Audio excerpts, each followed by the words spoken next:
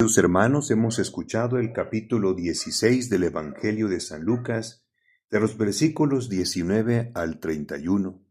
Si nosotros visualizamos esta perícopa o fragmento del Evangelio directamente en la versión de la Biblia de Jerusalén, aparece con el título de El rico malo y Lázaro el pobre.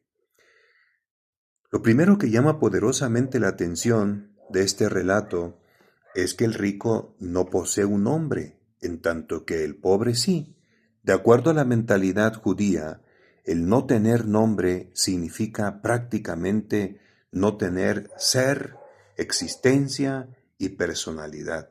Ya de entrada, este hombre, el rico, al no tener nombre, nos está ya mostrando su inconsistencia de su persona y de su ser y de su existencia.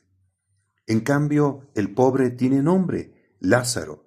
Es la forma griega del hebreo Eleazar y significa Dios ha ayudado, como haciendo referencia a la figura de este pobre que finalmente de alguna manera misteriosa ha sido socorrido por Dios nuestro Señor. Hay una controversia en torno a este texto de que si es una parábola o si es una cuestión histórica. Evidentemente, aunque el narrador, San Lucas, el evangelista, explícitamente no dice que es una parábola, sin embargo, el estilo en que está presentado el texto bien se reconoce como una parábola. Hay que entender que el decir que es una parábola no significa que es una cuestión ficticia.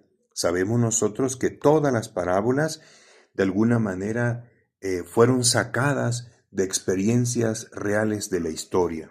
¿Y quién no puede negar ese contraste que hay en la vida real entre hombres que poseen grandes riquezas con aquellos que no tienen ni siquiera para comer?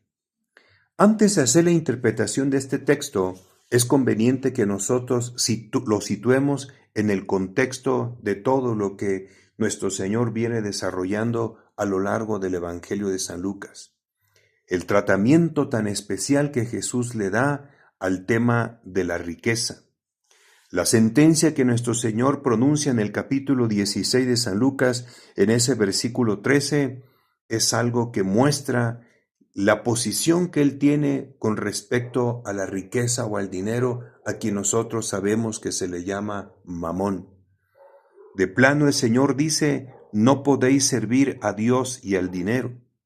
Antes ha comentado, ningún criado puede servir a dos señores, porque aborrecerá uno y amará al otro, o bien se entregará uno y despreciará al otro.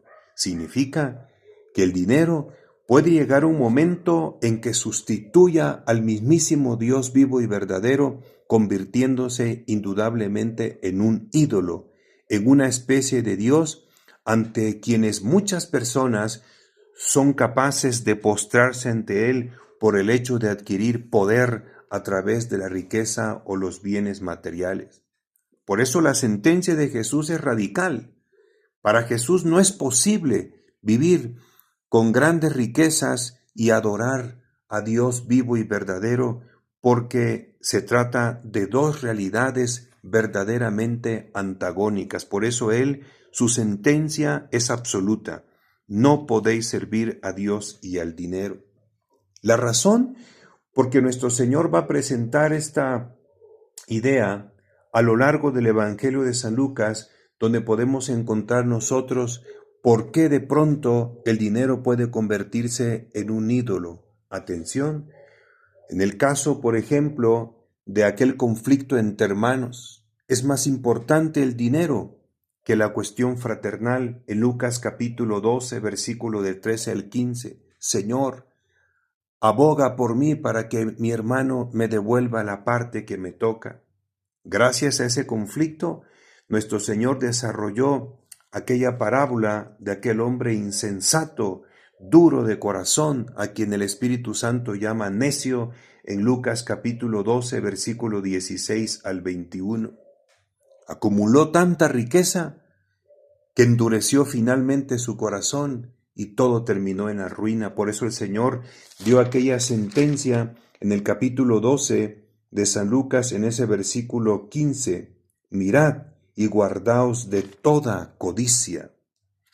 También el tema del dinero es muy peligroso porque puede convertir a una persona en corrupto, en abusar de la posición que tiene, y entonces puede cometer tremendas injusticias, como aparece en el relato de la conversión de Zaqueo en el capítulo 19 de San Lucas, versículos del 1 al 10, donde gracias al encuentro con Cristo, él reconoce su acto de corrupción y de injusticia. Devolveré a quienes he defraudado el doble de lo que yo he hecho. Ahí vemos nosotros a un rico que se convierte, como es el caso de Zaqueo. ¿Cuál es la postura que nuestro Señor tiene en cuanto al tema de la riqueza? Recordemos que en la Sagrada Escritura hay dos posturas fundamentales. La postura profética, que siempre ve en la riqueza y en la pobreza indudablemente el sello de la injusticia. Mientras que en la tradición sapiencial hay una corriente que afirma que la riqueza es señal de bendición, en tanto que la pobreza es señal de maldición. Pues bien, nuestro Señor Jesucristo está en la línea profética. Para Él, la riqueza siempre va a tener el sello de la injusticia.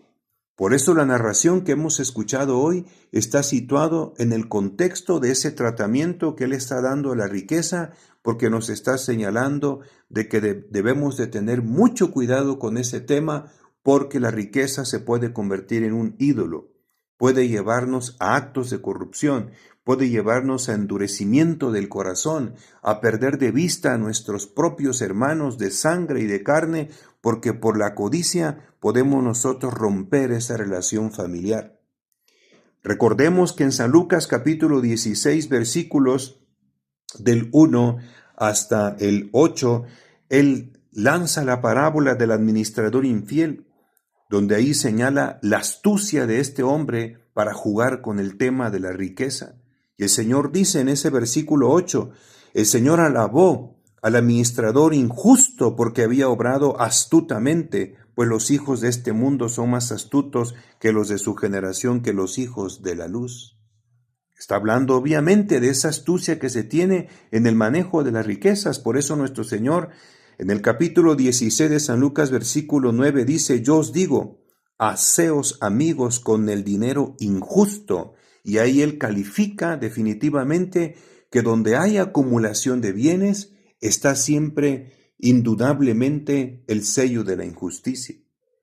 Finalmente, en el capítulo 16 de San Lucas, en el versículo 14, previo a la parábola del rico y Lázaro el pobre, dice el versículo 14, estaban oyendo todas estas cosas los fariseos, que eran amigos del dinero y se burlaban de él. Aquí nosotros entonces podemos ya tener la idea. Al parecer, ciertamente la enseñanza del cuidado con los bienes materiales vale para todos y la sentencia es para todos. No podéis servir a Dios y al dinero. Lucas 16:13. Pero en este momento concreto en que fueron pronunciados, está pensando sus destinatarios principales son los fariseos, porque aquí se denuncia que son amigos del dinero. Y obviamente sacas la conclusión, si son amigos del dinero, no son amigos verdaderos de Dios y por lo tanto no pueden tener un tratamiento de compasión con aquellos que viven en la pobreza, porque muy seguramente ellos son partidarios de esta tradición sapiencial que enseña que la riqueza, la abundancia, es signo indiscutible de la bendición de Dios, en tanto que la pobreza y la miseria es signo de maldición divina.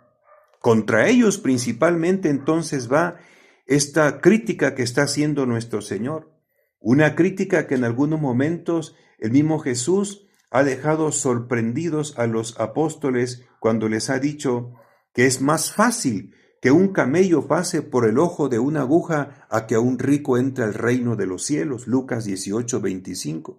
En verdad, nuestro Señor está preocupadísimo por el destino de los ricos, no en este plano histórico en el que ya tienen asegurado sus bienes, sino en el destino decisivo, en la escatología, en lo que ocurre después de la experiencia de la muerte y que curiosamente va a ser el destino eterno, diríamos así, en las postrimerías o lo que ocurre después de que la persona muera. Esta es la grande preocupación de Jesús y en ese contexto es cuando se va a desarrollar la parábola del rico y Lázaro el pobre.